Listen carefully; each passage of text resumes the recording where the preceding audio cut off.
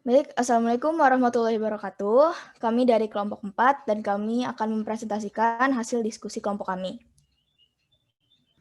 Kelompok kami terdiri dari pertama ada Nafisa Balkis, kedua ada saya Nardina Humairah, tiga ada Robiato Aldawiyah, empat ada Stella Karang, dan lima ada Tiara Kinanti Rosa. Yang pertama, kami akan menjelaskan tentang permasalahan besar yang dihadapi Indonesia, korupsi. Indonesia adalah negara yang sangat akrab dengan korupsi. Bahkan korupsi sudah merajalela sejak Kerajaan Nusantara menguasai Indonesia. Oleh karena itulah, korupsi telah mendarah daging bagi Indonesia. Dan masalah besar yang tak kunjung selesai, bahkan semakin berkembangnya zaman, kasus korupsi di Indonesia semakin meningkat serta tak jelas cara penyelesaiannya. Saya selanjutnya akan dijelaskan oleh teman saya, Tiara Kinanti Rosa. Untuk Tiara, dipersilahkan.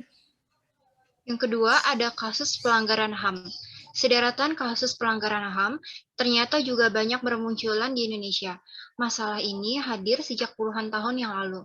Namun, pemerintah saat ini, bahkan pendahulunya, tak mampu menuntaskannya hingga benar-benar tuntas. Alasan para pemimpin, biasanya mereka berfokus pada masalah ekonomi. Namun, bualan seperti ini sebenarnya hanyalah alasan agar terhindar dari tanggung jawab konstitusional untuk menuntaskan pelanggaran HAM. Beberapa kasus pelanggaran HAM yang terjadi di Indonesia dan tak kunjung diselesaikan adalah kasus pembunuhan massal 1965.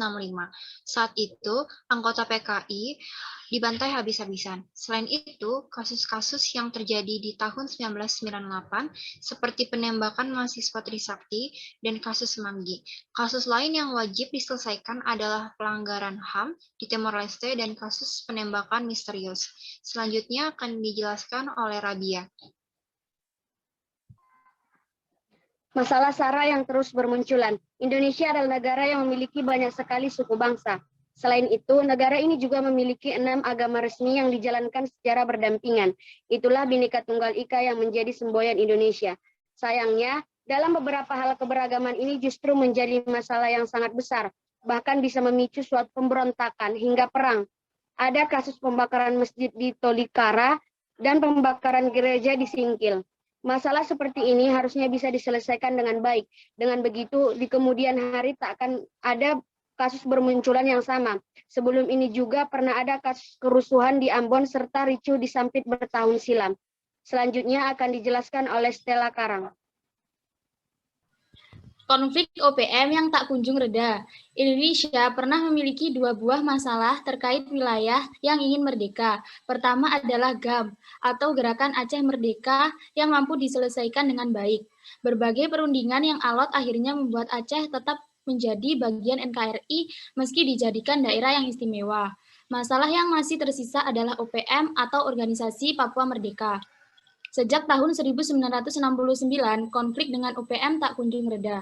Ada yang bilang jika OPM ditunggangi kepentingan asing. Papua banyak sekali tambang emas. Jadi, jika mereka merdeka, sumber daya seperti ini akan menjadi milik asing. Itulah mengapa permasalahan besar ini tak juga selesai setelah puluhan tahun terjadi. Hukum yang bisa dijual belikan. Hukum adalah sesuatu yang sangat penting di semua negara termasuk di Indonesia. Namun sayangnya permasalahan hukum di Indonesia begitu pelik hingga masyarakat tak percaya lagi dengan pengadilan. Banyak sekali kasus-kasus yang janggal hingga memenangkan pihak yang seharusnya salah. Hukum di Indonesia sudah seperti barang dagangan yang bisa dibeli dan juga dijual. Banyak sekali mafia hukum di Indonesia saat ini. Masalah ini terus memburuk dari tahun ke tahun. Sayangnya, pemerintah seperti tidak mau menoleh. Mereka menganggap jika hukum di Indonesia telah berjalan dengan baik. Selanjutnya akan dijelaskan oleh Nafisa Balkis.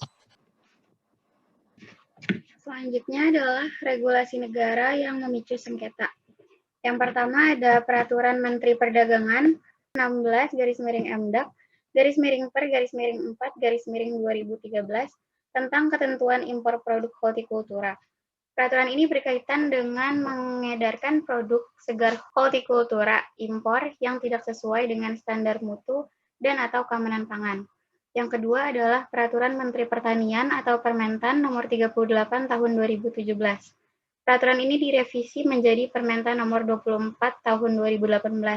Revisi aturan ini dilakukan karena dianggap tidak sesuai dengan peraturan yang ada dan diubah guna mengikuti ketentuan WTO. Selanjutnya ada Peraturan Menteri Nomor 23 Tahun 2018, Permendak Nomor 65 tentang hewan dan produk hewan, dan Peraturan Menteri Perdagangan Nomor 64 Tahun 2018 tentang rekomendasi impor produk hortikultura. Indonesia sudah diminta untuk segera mencabut dan merevisi sejumlah pasal yang termuat dalam ketiga aturan tersebut, karena dinilai diskriminatif, tidak adil, serta terlalu membatasi produk hortikultura negara lain, dan hal tersebut bertentangan dengan perjanjian WTO GATT. Selanjutnya adalah pasal 13 Permentan Nomor 86 Tahun 2013 yang mengatur kerangka waktu mengenai rekomendasi impor produk hortikultura atau RIPH. Pasal ini mengatur kombinasi waktu pengajuan permohonan yang terbatas dan 6 bulan periode validitas atas RIPH dan persetujuan impor. Selanjutnya ada Permendak Nomor 16 Tahun 2013 Pasal 14A, 24, 25A, 26, dan 27A mengenai pembatasan periode permohonan dan masa berlaku persetujuan impor produk hortikultura, di mana terdapat persyaratan bahwa importir terdaftar harus mengimpor sekurang-kurangnya 80% dari jumlah kuantitas masing-masing produk untuk setiap periode validitas 6 bulan. Nah, apabila importir tersebut tidak berhasil dan gagal menyampaikan kartu pengawasan realisasi sebanyak 3 kali, penunjukannya dapat dibekukan. Selanjutnya adalah pasal 5 dan 6 Permentan Nomor 86 Tahun 2013 mengenai pelanggaran atau pembatasan impor produk hortikultura pada masa panen. Selanjutnya ada pasal 81A Permentan Nomor 86 Tahun 2013 tentang produk hortikultura tidak dapat diimpor setelah 6 bulan panen. Dan yang terakhir pasal 7, 8, 15, dan 26E Permendak Nomor 16 Tahun 2013 tentang pembatasan penggunaan penjualan dan distribusi produk impor. Pasal ini sebagaimana diubah dengan Permendak Nomor 47 Tahun 2013. Berdasarkan regulasi-regulasi tersebut, dapat disimpulkan bahwa banyak peraturan dan kebijakan negara yang dapat menimbulkan sengketa dagang antar negara. Seperti yang pernah terjadi sebelumnya, banyak negara seperti Amerika dan Selandia Baru yang menggugat Indonesia karena terdapat aturan-aturan mengenai perdagangan internasional yang tidak selaras dengan perjanjian WTO GATT dan dapat merugikan banyak pihak. Menurut kami, seharusnya Indonesia dapat membuat regulasi-regulasi yang sejalan dengan apa yang telah disetujui oleh WTO dan negara-negara lain di dunia. Karena perdagangan internasional bukan hanya dilakukan oleh negara Indonesia saja, melainkan juga negara lainnya.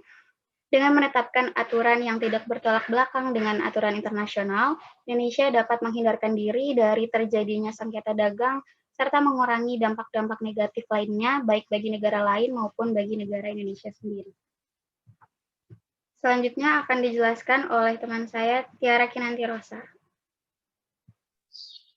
Dampak dari kebijakan negara yang memicu sengketa. Yang pertama, terjadinya kerisuhan antara Indonesia dan negara yang bersangkutan. Yang kedua, adanya anggapan bahwa Indonesia adalah negara rumit. Yang ketiga, banyak yang beranggapan sistem dan peraturan Indonesia tidak sistematis. Yang keempat, terjadinya kerugian besar. Dan yang terakhir, keluarnya mosi tidak percaya kepada Indonesia. Baik, sekian dari kelompok kami. Apabila ada kekurangan mohon dimaafkan. Wassalamualaikum warahmatullahi wabarakatuh.